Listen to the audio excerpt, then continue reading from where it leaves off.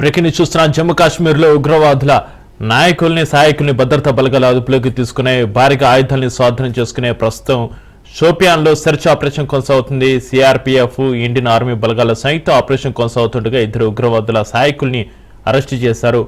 ఈ ఉగ్రవాద సహాయకుల నుంచి 2 పిస్టళ్లు, 4 గ్రానైడ్లు, 43 లైవ్ రైడ్స్ స్వాధీనం చేసుకునే భద్రతా బలగాలు.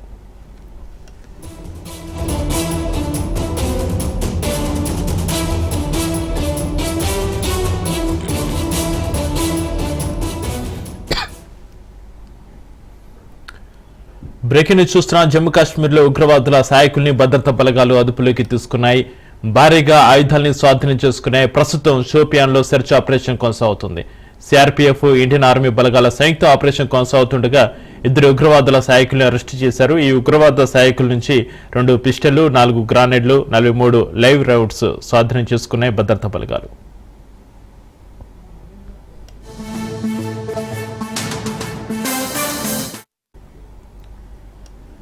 జమ్మూ కాశ్మీర్లో ఉగ్రవాదుల సహాయకుల్ని భద్రతా బలగాల అదుపులోకి తీసుకున్నాయి. దీనికి సంబంధించి మరింత సమాచారాన్ని మా ప్రతినిధి మహేందర్ ఫోన్లో అందిస్తారు. మహేందర్, జమ్మూ కాశ్మీర్ లో ఉగ్రవాద సహాయకులను అరెస్టు చేయడం కలగడం లేపింది. ఇంకా అంతర్జాతీయంగా ఉన్న దేశంలోనే దాక్కున్నారు. వారంతా కూడా ఒక్కొక్కరుగా బయటకు వస్తున్న నేపథ్యం ఇప్పటికే గూఢచర్య పాల్చుకున్న వారు అరెస్ట్ కాగా నిన్న హైదరాబాద్ లో ఒక దాడికి పాల్పడినటువంటి 2 అరెస్ట్ చేశారు. మొదటగా జమ్మూ కాశ్మీర్ ఉగ్రవాద సహాయకులు దగ్గర కొనసాగుతారు. భారీగా ఆయుధాలు వారి దగ్గర నుంచి స్వాధీనం చేస్తున్నారు. ఇటు సోషల్ సిఆర్పిఎఫ్ చేశారు. మొత్తంగా ఇండియన్ ఆర్మీ బలగాలు సంయుక్త ఆపరేషన్ చేయగా 2 ఉగ్రవాదులు సహాయకులు మొత్తం అరెస్ట్ అయిన విషయం తెలిసింది. వారి దగ్గర నుంచి 2 పిస్టళ్లు, 4 గ్రానైట్లు, మొత్తం 43 లైవ్ రౌండ్స్ స్వాధీనం చేసుకున్నారు. ఇటు వారిని అదుపులోకి తీసుకున్నారు. భారీగా అంటే దగ్గర నుంచి ఆయుధాలు ఎలా సమకూర్చాయో దాదాపు 4 గ్రానైట్లు, అంటే పెద్ద మొత్తంలో ఎంత ప్లాన్ చేసినట్టుగా కూడా అర్థమవుతుంది. భారీగా ఆయుధాలను అయితే వారి దగ్గర స్వాధీనం చేసుకున్నారు. ప్రస్తుతం ఈ సర్చ్ ఆపరేషన్ కొనసాగుతుంది. ఇంకా సిఆర్పీఎఫ్ ఇండియన్ ఆర్మీ బలగాల సంయుక్త ఆపరేషన్ కొనసాగుతుండగా ఈ ఇద్దరైతే ఉగ్రవాదులు సహాయకులు అయితే అరెస్ట్ చేశారు చెప్పి. అయితే మహేందర్, సిఆర్పీఎఫ్ ఇండియన్ ఆర్మీ బలగాల సంయుక్త ఆపరేషన్ కోసం అవుతుండగా 2 ఉగ్రవాదులు సహాయకులను అయితే అరెస్ట్ చేయడం జరిగింది. ఈ సహాయకుల నుంచి ఇంకా మరింత సమాచారాన్ని రాబట్టే అవకాశం ఉందా? ఇంకెలాంటి విషయాలు తెలిసే అవకాశం ఉంది మహేందర్? పహల్గామ్ తర్వాత ఒక్కొక్కరుగా, అంటే ఇప్పటికే మనం ఆపరేషన్ సింధూర్ కొనసాగుతూనే ఉంది. ఆపరేషన్ సింధూర్ నేను ఆపరేషన్ సింధూర్ లో భాగంగా అనుకోవచ్చు. ఇదంతా కొనసాగుతున్నాయి.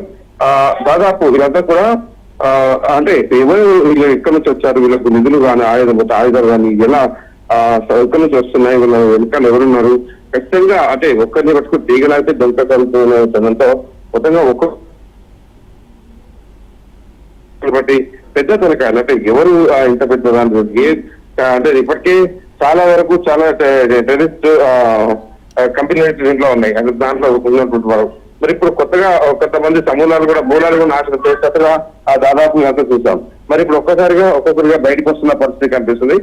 వీళ్ళంతా ఎవరున్నారు, మొత్తం ఈ ఆపరేషన్ వాళ్ళు ఏ ఆపరేషన్ చేయడానికి వచ్చారు, ఇంత పెద్ద మందు సామాగ్రి ఎక్కడి నుంచి వచ్చింది, దాదాపు 4 గ్రానైట్లు, 40 లైవ్ రౌండ్లు, ఇతర ఆయుధ సామాగ్రి స్వాధీనం చేసుకున్నట్టు అర్థం చేసుకోవచ్చు. మరి వీళ్ళు పెద్ద ప్లాన్ తోనే వీరంతా దిగుతున్నట్టుగా తెలుస్తుంది. మరి వీళ్ళు అరెస్ట్ అయితే చేశారు. వీరంతా ఎంక్వైరీ చేయాల్సిన పరిస్థితి కనిపిస్తుంది. Thank you Mahender.